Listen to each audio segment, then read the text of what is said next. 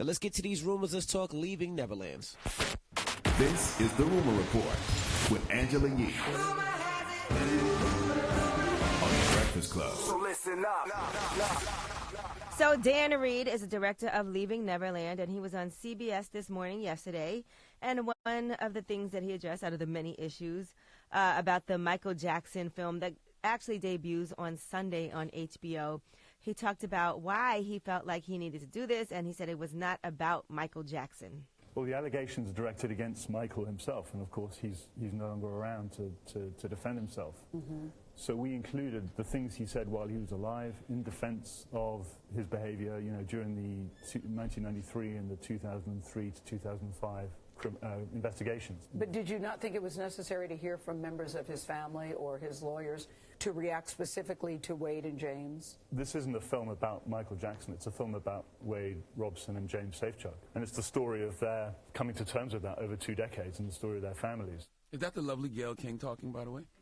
On CBS this morning, yes. Yeah, drop on the clues bombs for Gayle King. And boo to that film director. Okay, it's unethical, and I refuse to believe that those people didn't get paid. All right, well, we're going to get to that in a second. Now, Dan Reed also said he believes that their actions align with other victims of pedophiles who tend to form deep attachments to their abusers. And he said even after these alleged events, the director says they both were in love with Michael and continue to love him.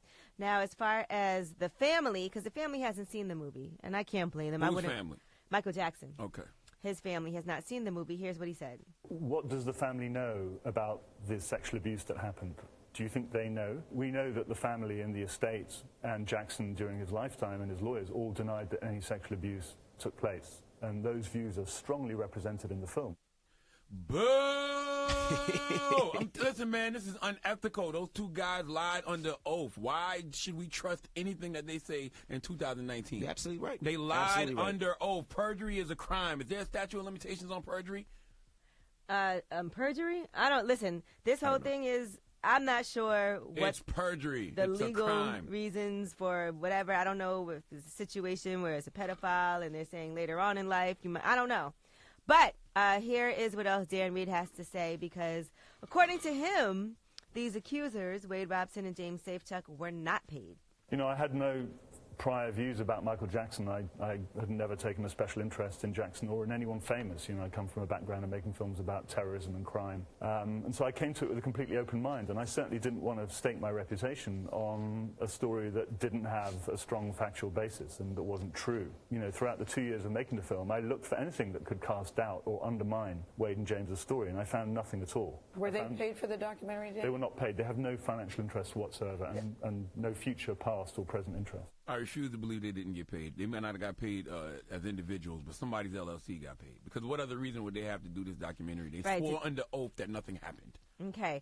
Now, let's move on and talk about R. Kelly. Jesus now, Christ. R. Kelly was bailed out by a woman who thinks that he's innocent. He doesn't know her? Valencia P. Love. She said she stepped up to the plate. She wanted to help a friend in need. She's a Chicago businesswoman. She reportedly covered that $100,000 bond that he needed. Wow. She said there are 3 sides to every story. Kelly's side, there's the alleged victims, and the truth. So she goes on to say, I'm not going to say it was my money or his money and he's not broke. He was going to post bond by Thursday anyway. He's my friend and I knew he needed help. She said, I can't say that they're lying as far as the girls. And she said, it wasn't my money. I'm not going to say whose money it is. I can't condone any man sodomizing anyone or abusing a woman. R. Kelly told me he was innocent. If he did it, he is wrong. If he did it, that's wrong. He's telling me he's innocent.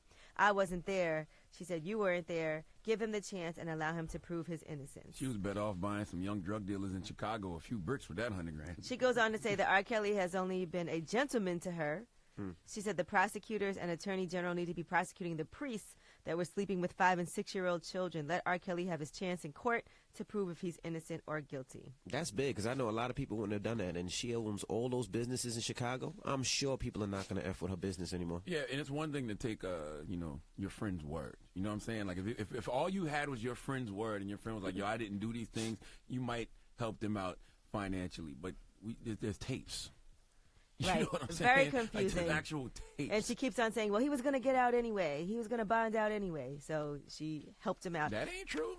That's He what broke. she says. Now, R. Kelly's gig in Germany actually got canceled after these charges as well. So he's still scheduled for some other shows, but reportedly they're saying some of those are in the process of being canceled as well. He couldn't How's go he gonna anywhere. make money? They took How's his he gonna make passport. money? He's not. They took his passport, so he couldn't go anywhere. All right, I'm Angela Yee, and that's your rumor report. All right, thank you, Miss Yee. Charlamagne. Yes. Who you giving that donkey to? Hey man, it's a mayonnaise flavored mammal who needs to come to the front of the congregation this morning.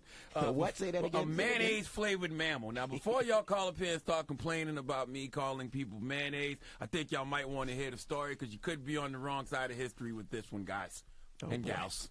All right. Okay. All right. We'll get into that next. Keep it locked in, and don't forget, Ask Yee is after that.